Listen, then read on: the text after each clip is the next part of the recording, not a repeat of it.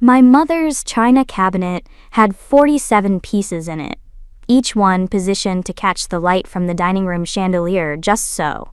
She'd spent 3 decades collecting them, proof, she liked to say, of refinement. As I watched her adjust a Yajure figurine for the 4th time that morning, making sure it faced the doorway where guests would enter, I understood what she was really arranging. Evidence. Evidence that the Kemp family had made it, that we mattered, that we were worth looking at. I was the only piece that didn't fit the display. "Brienne, you're wearing that?" My mother's voice had that particular pitch, the one that said she was disappointed but determined to be gracious about it. Easter Sunday, 11 in the morning, and I'd committed the cardinal sin of arriving in dark jeans and a simple blouse instead of the pastel dress uniform she'd probably imagined. "I'm wearing clothes, Mom, clean ones even." My sister, Cassandra, Cassie to the family, because apparently 3 syllables were too much effort, laughed from her position at the table. She'd worn a pink dress that probably cost more than my monthly car payment. Her husband, Trent, was in a suit that matched. Their 2 kids looked like they'd stepped out of a Pottery Barn catalog. "I think what Mom means," Cassie said, "is that you could have made an effort. It's Easter.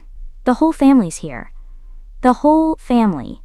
That meant aunts, uncles, cousins, 17 people crammed into my parents' Potomac home, all of them carefully positioned in the social hierarchy my mother had spent years constructing. At the top, Cassie and her lawyer husband. Next tier, my cousin Brandon, who worked in finance. Bottom tier, me, the mystery. "I made an effort," I said. "I flew back from Istanbul on Friday." My mother's hand froze on the figurine. "Istanbul?" "Turkey," I clarified, because in my family geography was not a strong suit. "For work?" This from my Aunt Janice, who'd arrived while I wasn't looking. She said the word work, the way other people might say recreational crime. "For work. And what is it you do again, sweetheart?" Janice settled into a chair, her smile all teeth and no warmth. "Something with computers?" This was a game we played. They asked, I gave vague answers. They filled in the blanks with whatever made them feel superior. I learned early that specificity only created more questions, and questions led to lies, and lies were harder to track than comfortable vagueness. "I'm a consultant." "A consultant." My father spoke from the head of the table, his voice heavy with the same disappointment he'd carried since I'd turned down the law school acceptance 12 years ago. "What does that even mean?" "It means I consult." "Don't be smart, Brienne." The irony of telling someone not to be smart while simultaneously mocking their career choices was apparently lost on him. I caught Cassie's smirk across the table and felt the familiar tightness in my chest. Not anger, exactly. More like the feeling you get when you're watching a movie and the characters are about to walk into an obvious trap. Except you're one of the characters, and you've been walking into this same trap for years. The doorbell saved me, more family arriving. My mother straightened, her social smile clicking into place like a mask, and I took the opportunity to grab a glass of wine from the kitchen. "Brienne." My mother followed me, about Cassie's question earlier. "She didn't ask a question. About your job." She lowered her voice, glancing back toward the dining room. "Honey, if you're having financial difficulties, your father and I could help you find something more stable. Brandon knows people. Real estate, maybe, or you could go back to school."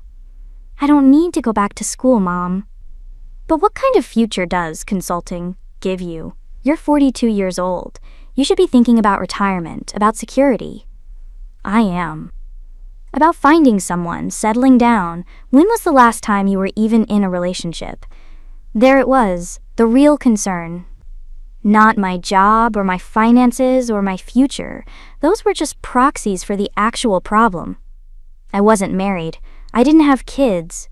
I couldn't be displayed in the china cabinet as evidence of proper life choices. "I've been busy," I said. "You've been alone." Her hand touched my arm, and for a second, I saw real worry in her eyes. "I just want you to be happy, sweetheart."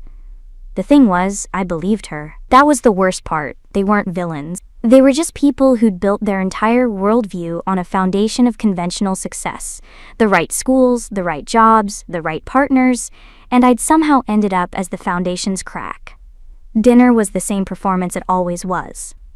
Turkey, ham, 5 side dishes, my mother orchestrating the conversation like a conductor, making sure everyone had a chance to share their achievements.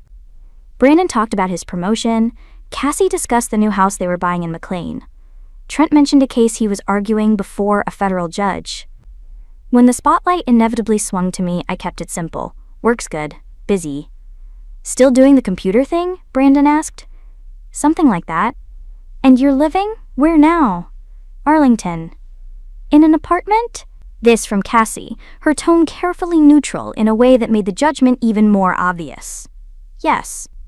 We looked at apartments when we were first married, she said, cutting into her ham with surgical precision. They're fine for starting out, but you really need the space of a house once you're established. The equity alone. I'm not really worried about equity. You should be, this from my father. At your age, you should be building something, investing, planning ahead. I took a long drink of wine and wondered what they'd say if I told them about the property I'd purchased in Lisbon last year. Cash. Ocean view. But that would require explanations, and explanations would unravel everything, so instead I said, I'm doing fine, Dad. Fine isn't the same as successful. The afternoon wore on. The kids ran around in the backyard. The adults moved to the living room for coffee and dessert. Somewhere around 3 o'clock, my Aunt Janice brought up vacation plans. She and Uncle Tom were going to Hilton Head for a week in July. What about you, Brienne? She asked. Any trips planned? Before I could answer, Cassie cut in. Who'd want to date someone who can't even afford to go out? She laughed, the sound bright and cutting. I'm kidding, but seriously, when was your last vacation? The room had that particular quality of attention. Everyone pretending not to listen while absolutely listening. My mother's hand tightened on her coffee cup. My father shifted in his chair. This was the moment in the script where I was supposed to provide some excuse, some explanation that would confirm their understanding of my life as small and struggling and in need of their pity. I set down my coffee cup. I don't really do vacations. See? Cassie looked around the room, gathering witnesses. She doesn't even take time off. That's not healthy, Brie. You need to live a little. Take a trip somewhere. Even if it's just, I don't know, a weekend at the beach. Aunt Brienne's been to 14 countries this year. Everyone turned. The voice belonged to Riley, Cassie's 7-year-old daughter. She was standing by my purse, which I'd left on the side table, holding my passport in her small hands. Look at all these stamps. Riley opened the passport, her eyes wide. There's so many. The room went still. That particular kind of still where even the air seems to hold its breath. Riley brought the passport over to her mother, opened to the center pages where the entry and exit stamps formed a chronicle of months I couldn't talk about. Dubai, Prague, Singapore, Nairobi, Bangkok. The dates told their own story. 3 days here, 5 days there, sometimes 2 locations in a single week. Cassie stared at the passport, her mouth opened, then closed. 14? My mother's voice was faint. Brienne, how? I stood up and took the passport from Cassie's hands, gently, because none of this was Riley's fault. The little girl beamed at me, proud of her discovery. I smiled at her, then looked at my sister. Cassie's face had gone through a series of expressions: confusion, disbelief, and now something harder to define. She looked at me like I was a stranger. What do you do? She asked quietly. I told you, I consult. Nobody consultants in 14 countries in a year, Brandon's voice, from across the room. He'd come over to look at the passport over Cassie's shoulder. Half these stamps are from places you need special clearances to even... He stopped, looked at me. What kind of consultant are you? My father set down his coffee cup. The china made a sharp sound against the saucer. Brienne. It wasn't a question. It was a demand. I closed the passport and put it back in my purse. The room waited. 17 people, all watching, all wanting an explanation that would fit their understanding of who I was supposed to be. The problem was that the truth wouldn't fit. It never had. The kind that works for the government, I said finally. My Aunt Janice laughed, a nervous sound. What? Like at the DMV? I didn't answer, didn't need to. The silence did the work. Cassie was still staring at me, her perfect pink dress, her perfect makeup, her perfect life suddenly looking less certain. You've been lying to us. I've been doing my job. For who? My father's voice had an edge now. What agency? I can't tell you that. Can't or won't. Both. My mother made a small sound. Trent had taken the passport from Cassie, flipping through the pages with the careful attention of someone who understood what he was seeing. As a lawyer, he'd probably dealt with enough federal cases to recognize the patterns. These entry requirements, he said slowly. Some of these countries, you'd need diplomatic credentials. Or, he looked up at me, what's your clearance level? I can't tell you that either. Jesus Christ. This from Brandon, your CIA. I didn't confirm or deny, which was its own kind of confirmation. The room erupted. Questions overlapping questions. My mother's voice rising above the rest. How long? Why didn't you tell us? Is it dangerous? My father just sat there, his face unreadable, while Cassie stared at her plate like it might offer answers. It was Trent who finally restored order, his courtroom voice cutting through the chaos. Everyone needs to stop talking? Now? He waited for silence, then looked at me. You can't discuss your work, that's fine. But you've been letting us think. He gestured vaguely. All of this? Why? Because this was easier. Easier than what? Than this. I gestured at the room, at their faces, at the shattered remains of whatever narrative they'd built about me. Because that's what I'd really been protecting all these years, not classified information, not national security, but their comfort. Their ability to feel superior to the daughter, the sister, the cousin, who'd never quite measured up. My mother was crying now, quiet tears that she kept wiping away with a napkin. My father still hadn't spoken, but his jaw was tight, his hands clenched on the arms of his chair. Cassie stood up. Her chair scraped against the hardwood floor, the sound too loud in the heavy silence. I need air, she said, and walked out to the backyard. Through the window, I watched her stand in the garden, arms wrapped around herself, staring at nothing. Trent followed her out. I could see them talking. Her gesturing, him listening. At one point, she turned and looked back at the house, at me standing in the living room surrounded by our family, and her expression was something I'd never seen before. Not anger, not embarrassment, grief. My Aunt Janice cleared her throat. Well, I think we should all just take a moment. She said it like she was narrating a nature documentary about a predator that had just revealed itself in the herd. Brienne, my father finally spoke, look at me. I turned. His eyes were red. Were you ever going to tell us? I don't know. That's not an answer. It's the only one I have. He stood up, slowly, like his bones hurt. I spent 12 years thinking you'd wasted your potential, thinking you needed our help, our pity. He walked past me toward the stairs. I'm going to lie down. The rest of the family began to disperse, murmuring excuses, gathering children in coats. They didn't look at me as they left. Not with anger. That would have been easier to bear. They looked at me with uncertainty, like I was a word in a language they'd thought they understood but suddenly couldn't translate. Within 20 minutes, the house was empty except for me and my mother.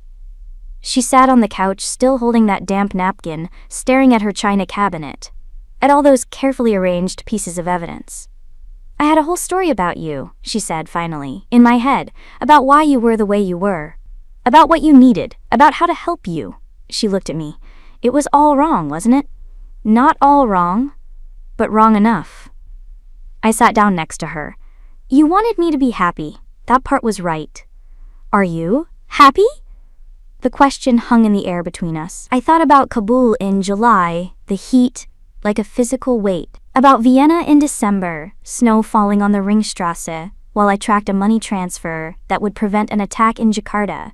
About Dubai in March, drinking tea with a contact who'd later disappear into a black site prison for information he'd given me. Sometimes, I said. She nodded, accepting this. Then, will you stay for dessert? I should probably go. Of course. She stood up, smoothed her dress, and walked me to the door with the same careful courtesy she'd use with any guest. At the threshold, she paused. Next time, can you tell me when you're going somewhere dangerous? I'm not allowed to. I know, but can you anyway? I thought about the rules, the protocols, the 1,000 different ways I could lose my clearance. Then I thought about my mother, sitting in this house looking at her china cabinet and wondering if her daughter was alive. I'll try, I said. In my car, I sat for a long moment before starting the engine. Through the living room window, I could see my mother moving through the house, straightening things that didn't need straightening. The china cabinet caught the late afternoon light. All those pieces, carefully arranged, proof of something. I thought about Cassie's face when Riley showed her the passport, about my father's red eyes, about 17 people who'd spent years seeing me as a problem to be solved, only to discover the problem was their own understanding. My phone buzzed. A message from my supervisor. New briefing tomorrow, 0800 Langley. I started the car. Behind me, in my parents' house, my mother turned off the lights one by one until only the chandelier over the dining room table remained, illuminating the empty chairs and the half-eaten meal and the space where a family had been, before the truth arrived and rearranged everything. I drove back to Arlington, to my one-bedroom apartment with its sparse furniture and go bag, always packed by the door. To my second phone and my safe and my encrypted laptop. To the life I'd chosen, the one I'd let my family misunderstand for so long that the misunderstanding had become its own kind of truth. The passport sat in my purse, 14 countries visible in its pages. The other 47